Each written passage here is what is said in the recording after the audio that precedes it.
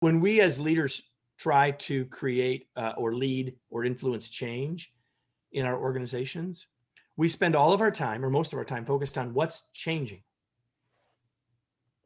People have to know what's changing, but not everything is changing. And if we will spend more time letting people know what's not changing first, or in conjunction with it, it will make it easier for people to say yes to what's changing, because it doesn't feel like they're on shifting sand, right? It gives us an assurance that we can get there because it's not all different. And now everyone's been doing this for a year and they know it's not all different, but it's different in important ways.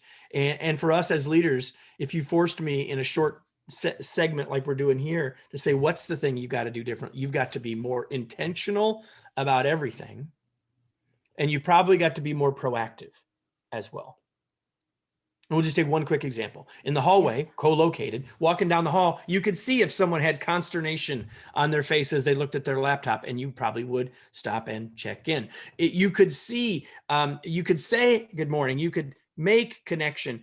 Now we're living in a world of transactions, when before we had much better chance of creating interactions.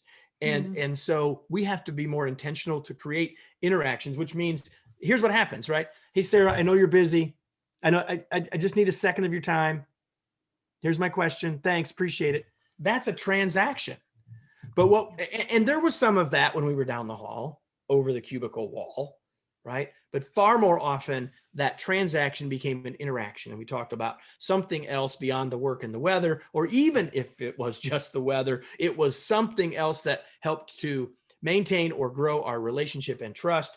And those things are harder to do now unless we're really careful.